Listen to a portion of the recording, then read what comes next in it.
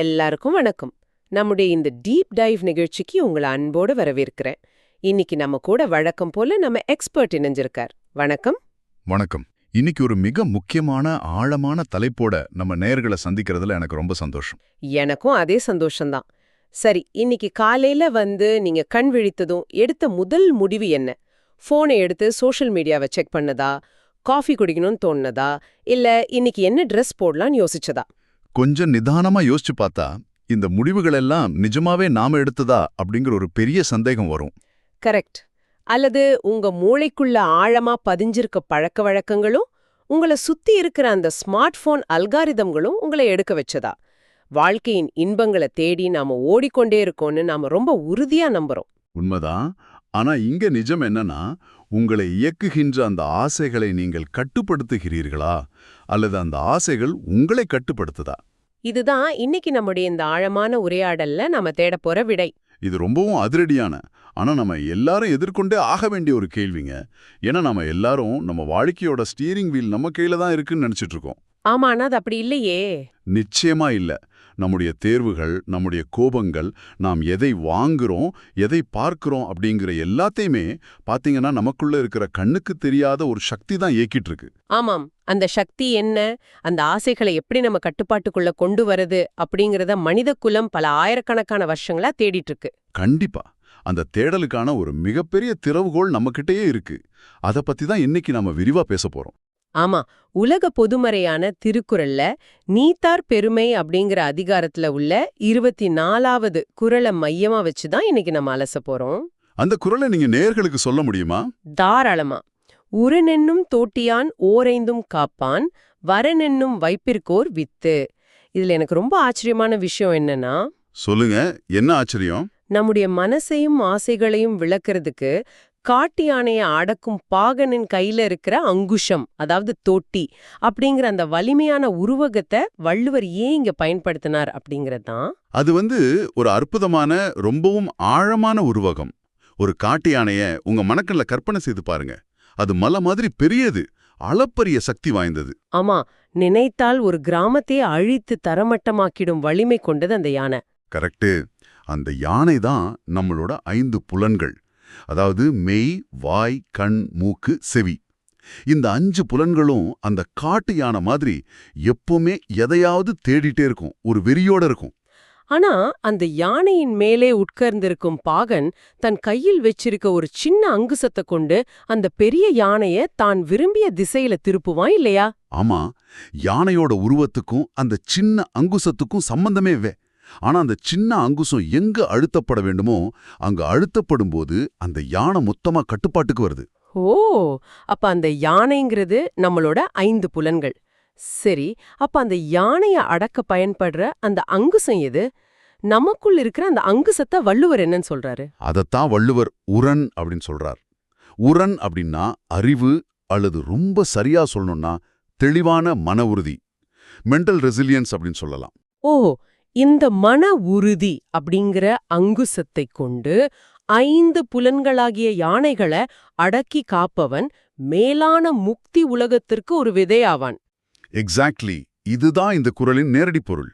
சரி, இத நான் இன்னைக்கு இருக்கிற நம்ம வாழ்க்கையோட ஒப்பிட்டு பார்க்கறேன். இப்போ என் கையில ஒரு ஸ்மார்ட் போன் இருக்கு. நான் இன்ஸ்டாகிராமோ யூடியூபோ ஸ்க்ரோல் பண்ணிட்டே இருக்கேன். இது இன்னைக்கு எல்லாருக்கும் நடக்கிறது தான். என் கண் அப்படிங்கிற புலன் இன்னும் ஒரு வீடியோ பாரு, இன்னும் ஒண்ணு பாரு அப்படின்னு அந்த காட்டு யானை மாதிரி முரண்டு பிடிக்குது. ஏன்னா மூளைக்குள்ள டோபமைன் அப்படிங்கிற அந்த இன்ப ரசாயனம் சுரக்குது இல்லையா?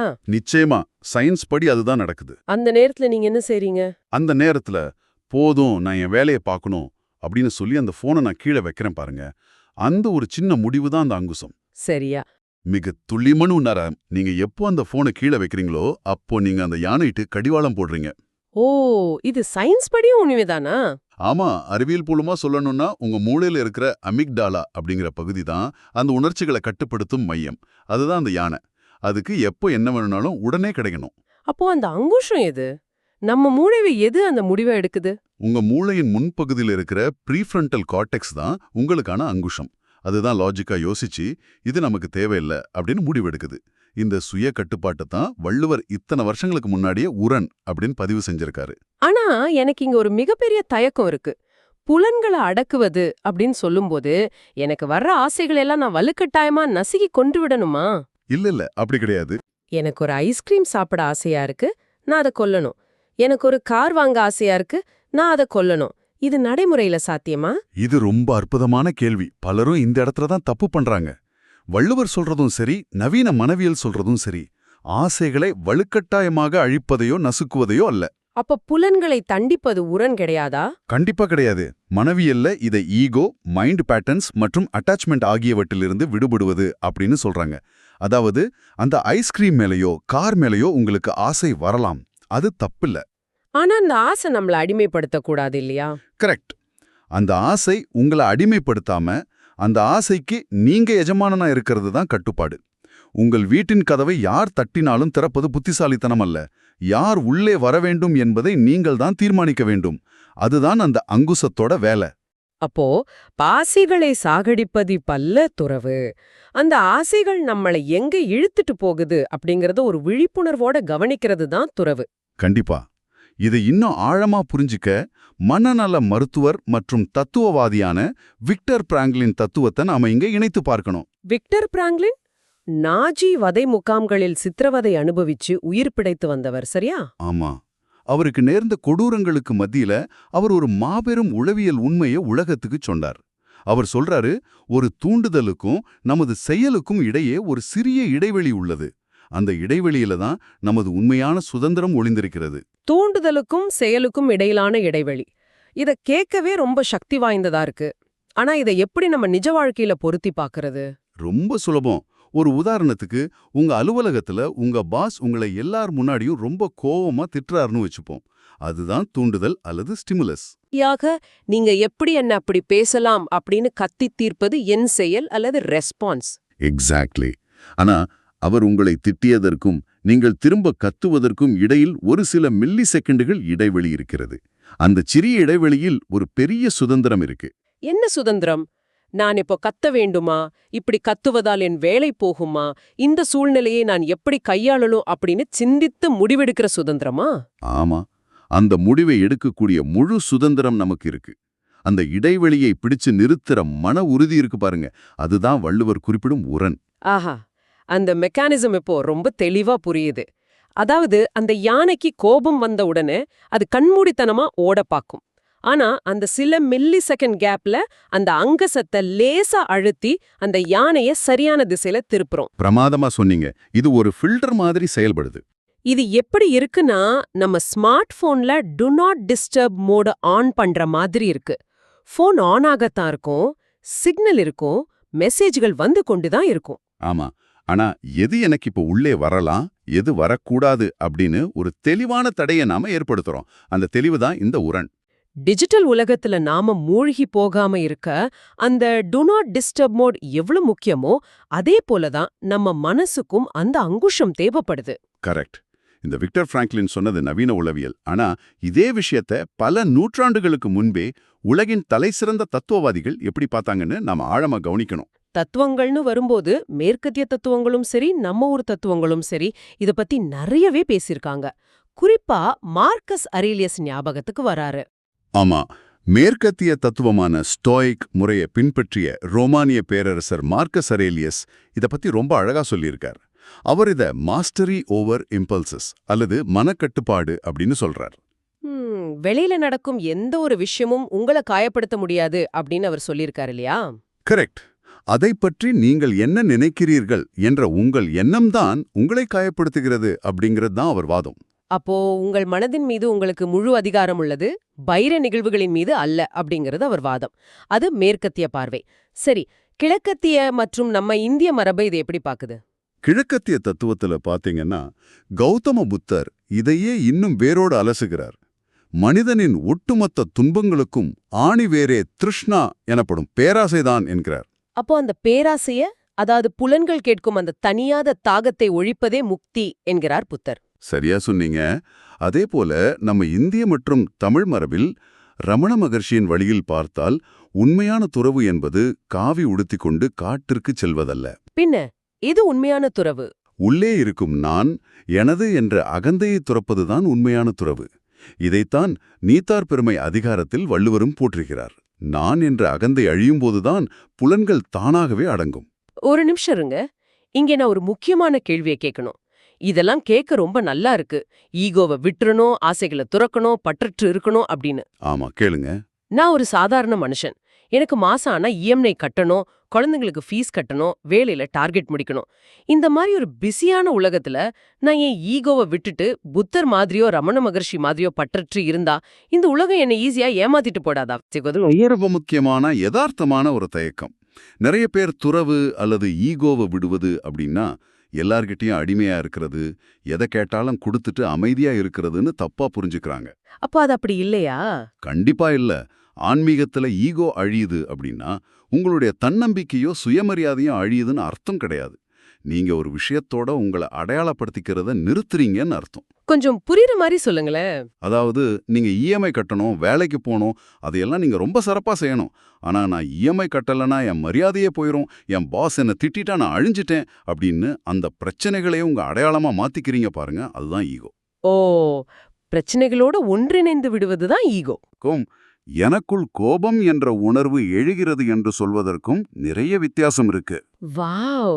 அதாவது நான் என் கடமைகளை செய்வேன், ஆனா அந்த கடமைகளோட முடிவுகளோ அல்லது அந்த பிரச்சனைகளோ என்னோட மன அமைதியை தீர்மானிக்க நான் அனுமதிக்க மாட்டேன்.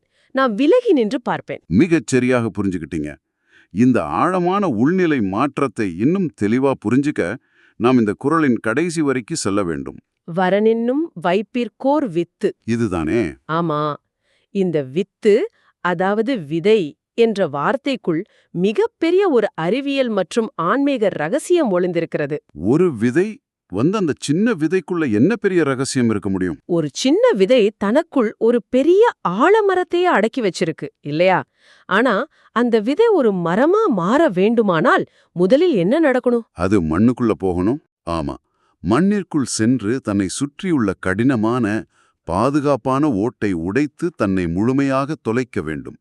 அந்த விதை நான் ஒரு விதை என்ற தன்னுடைய பழைய அடையாளத்தை முற்றிலுமாக அழித்து கொண்டால்தான் அது ஒரு புதிய செடியாக உருவெடுக்க முடியும். ஓ, அப்போ இதத்தான் ஆன்மீகத்தில் ஈகோ டிசல்யூஷன் அல்லது இன்னர் சரண்டர் அப்படின்னு சொல்வார்களா?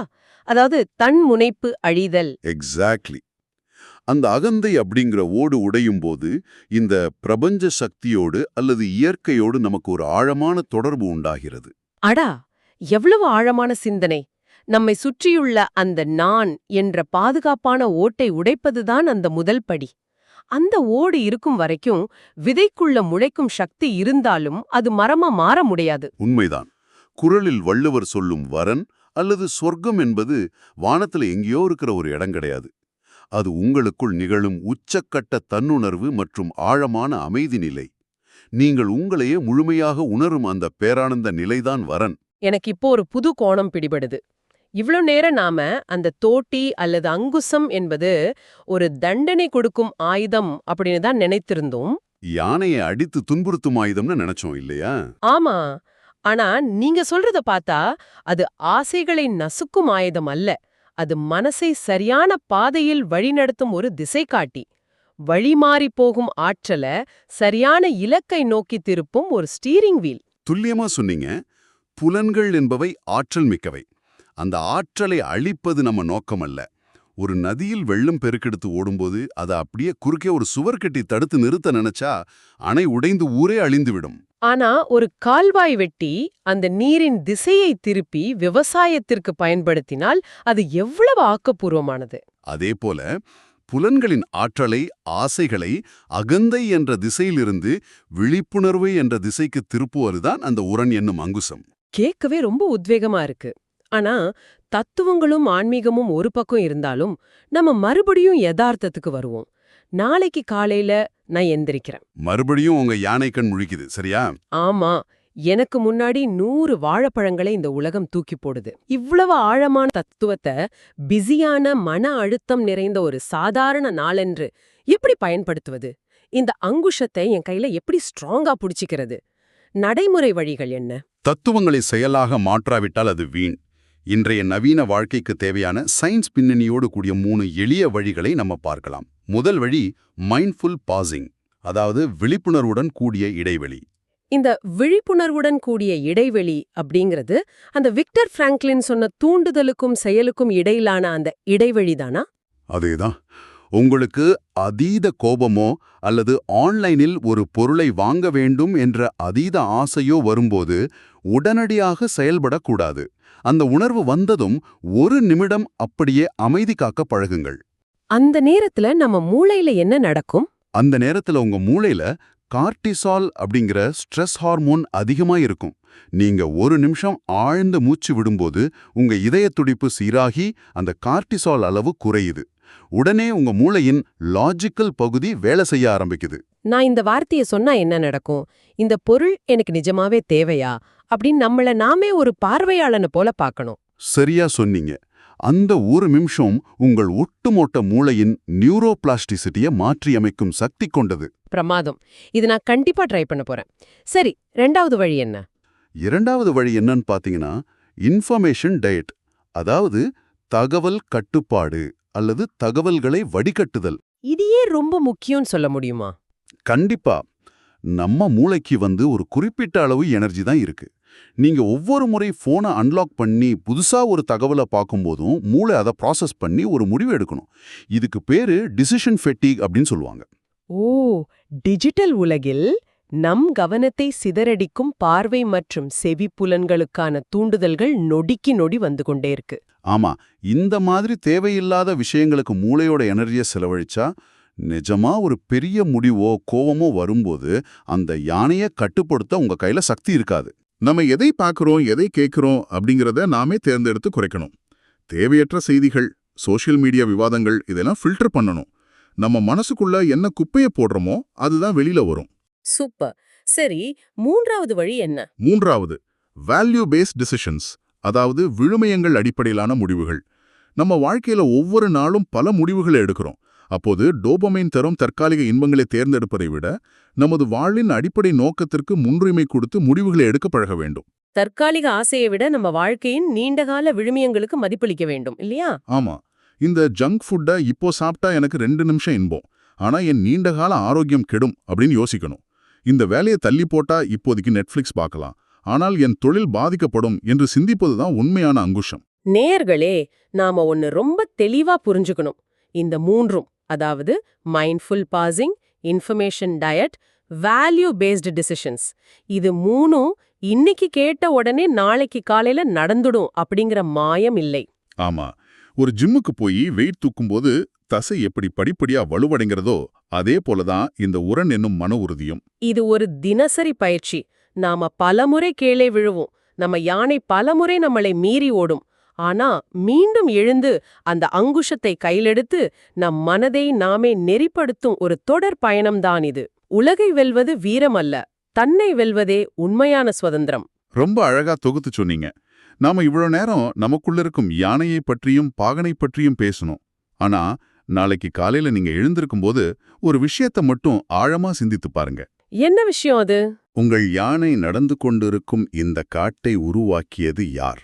உங்களை சுற்றியுள்ள ஆப்கள், விளம்பரங்கள், இந்த நவீன உலகம் எல்லாமே உங்களிடம் உள்ள யானையை வெறிப்பிடிக்க வைப்பதற்காகவே மிக துல்லியமாக டிசைன் செய்யப்பட்டிருக்கிறது. உங்களுக்கான அங்குசத்தை நீங்க கையில் எடுக்க போறீங்களா? இல்ல அந்த அல்காரிதம்கள் உங்க யானையை ஓட்ட அனுமதிக்க போறீங்களா? ரொம்ப ஆழமான ஒரு கேள்வி. இதை நேயர்கள் கண்டிப்பா சிந்திச்சு பாப்பாங்க. இவ்ளோ நேரம் கேட்டதுக்கு ரொம்ப நன்றி. இந்த Tamil voice reach channel monetisation இல்லாம தான் நடக்குது. இந்த ஆடியோ புத்தகம் உங்களுக்கு பயன் தருது என்று நினைத்தால் இந்த முயற்சி தொடர்ந்து போக உங்க ஆதரவு மிகவும் உதவும். என்னுடைய இந்த முயற்சிக்கு நன்கொடை அளிக்க விருப்பம் இருந்தால் டிஸ்கிரிப்ஷன்ல கொடுக்கப்பட்டுள்ள UPI ID மூலம் வழங்கலாம். உங்களால் முடிந்த அளவு போதும். சிறிய ஆதரவும் பெரிய உதவிதான்.